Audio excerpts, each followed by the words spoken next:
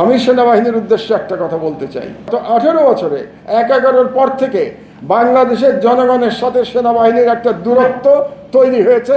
এটা আপনাদের মেনে নিতে হবে যে দূরত্ব তৈরি হয়েছে।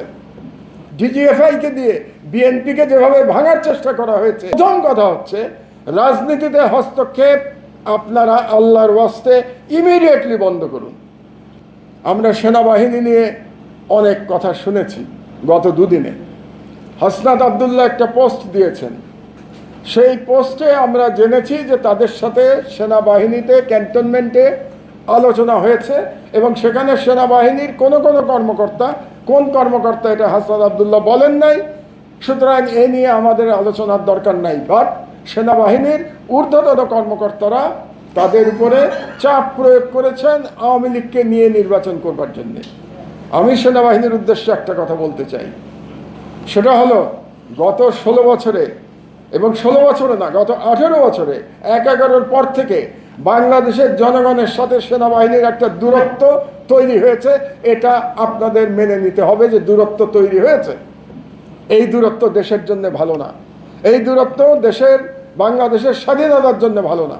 কারণ সেনাবাহিনী আমাদের one of the important institution, যাকে টিকিয়ে রাখতে হবে। তো এই যে দূরত্বটা তৈরি হলো, তার দায়ভার আপনাদেরকে নিতে হবে এবং এই দূরত্ব মিটিয়ে দেওয়ার চেষ্টা করতে হবে। এই দূরত্ব মিটিয়ে দেওয়ার একটা পথ হচ্ছে আপনারা দয়া করে রাজনীতিতে হস্তক্ষেপ করবেন না। গত 16 বছরে হাসিনার আমলে ডিজিএফআইকে দিয়ে রাজনীতি যেভাবে কলুষিত করা হয়েছে, কিংবা তারও আগে 11 সময় ডিজিএফআইকে দিয়ে বিএনপিকে যেভাবে ভাঙার চেষ্টা করা হয়েছে, এই ঘটনা থেকে আপনারা শিক্ষা নিন।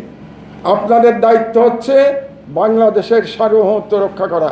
আপনারা বাংলাদেশের সার্বভৌমত্ব রক্ষা করবেন, বহিঃশত্রুর আক্রমণ থেকে বাংলাদেশকে রক্ষা করবেন। আমরা জনগণ আপনাদেরকে স্যালুট দিব। আমরা জনগণ বলতে চাই সবাই বুকে হাত দিয়ে, আমাদের সেনাবাহিনী দেশপ্রেমিক সেনাবাহিনী, কিন্তু এটা বলার মতো পরিবেশ আপনাদেরকে তৈরি করে দিতে হবে। এবং তার মধ্যে প্রথম কথা হচ্ছে রাজনীতিতে হস্তক্ষেপ আপনারা আল্লাহর ওয়াস্তে ইমিডিয়েটলি বন্ধ করুন। হাসনাত আবদুল্লাহ যেটা বলেছে, যে সেনাবাহিনীর লোকজনই তার সাথে কথা বলুক না কেন, আমি মনে করি এটা তাদের অনধিকার চর্চা হয়েছে। এটা তাদের করার কথা ছিল না। এটা করার দায়িত্ব রাজনীতিবিদদের, এটা করার দায়িত্ব ডক্টর ইউনূসের সরকারের। সেই সঙ্গে আমি ছাত্রদেরও বলবো, হঠকারী কোনো সিদ্ধান্ত নেওয়া যাবে না। হঠকারী সিদ্ধান্ত নিয়ে বাংলাদেশকে নিরাপত্তাহীনতার দিকে ঠেলে দেওয়া যাবে না।